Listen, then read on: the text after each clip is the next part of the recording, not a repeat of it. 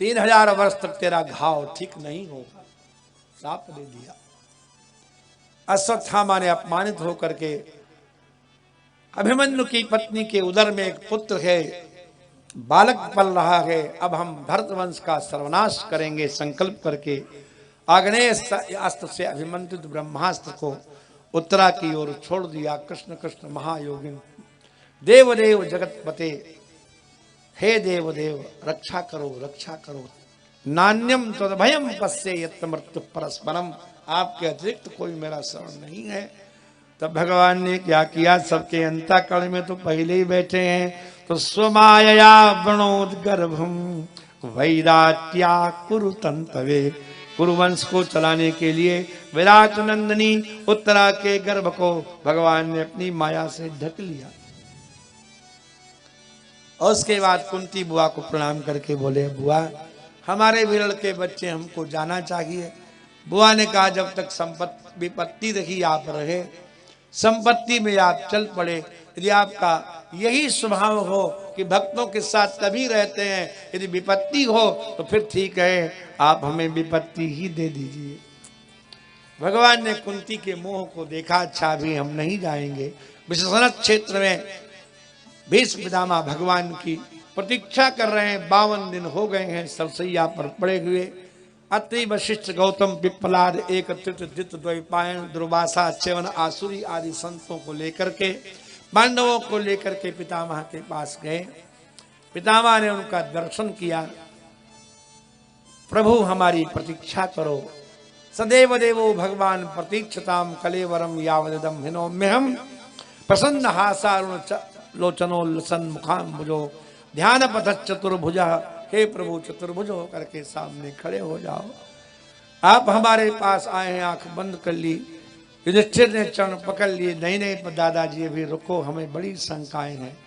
राजधर्म, दान धर्म, स्त्री धर्म, मोक्ष धर्म, सबका संक्षेप में और विस्तार में पितामह ने वर्णन किया।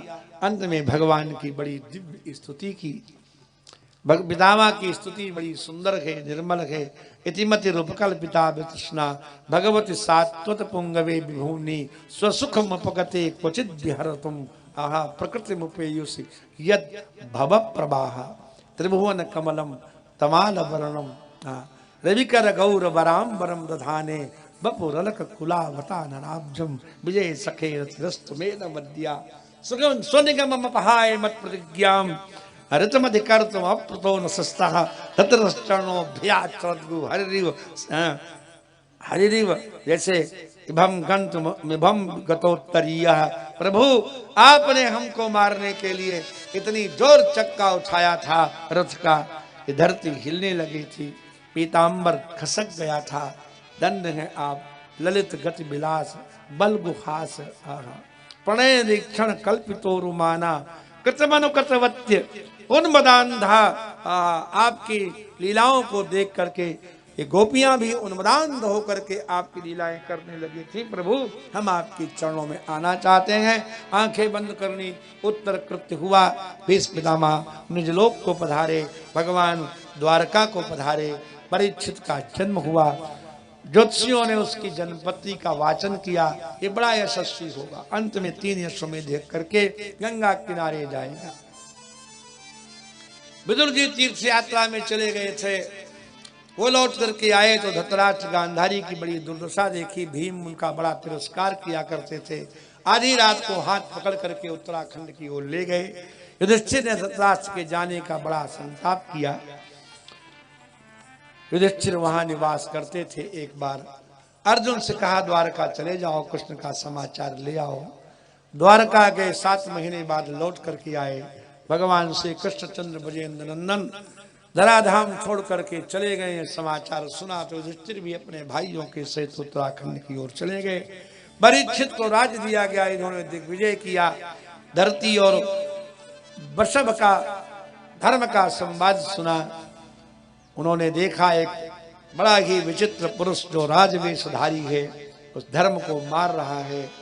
गंभीर वाणी से बोले, तुम कौन हो? मैं कलयुग हूं, निकल जाओ हमारे इस राज्य से। कहाँ जाए प्रभु, आप ही बता दो। तो जाओ मदिरा घर, जुआ घर, कसाई घर, वेश्या घर में निवास करो। द्यूतम पानम स्त्रिय सूना यत्रा धर्म चतुर्विदा। ये तो आपके यहाँ कोई होते ही नहीं, तो ठीक है, तो फिर तुम जाके खजाने में निवास करो, सुवर्ण में। और वही निवास करने लगा। उसी सुवर्ण के माध्यम से कलयुग उसके मस्तक पर आ गया। एक संत का, ब्राह्मण का अपमान किया, मरा हुआ सर्प गले में डाल दिया। उसके पुत्र ने शाप दे दिया, आज के 7वें दिन तुझे तक्षक नाग डस लेगा।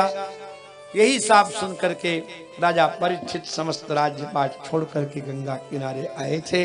गंगा के किनारे सुखदेव भगवान और परीक्षित का संवाद हुआ।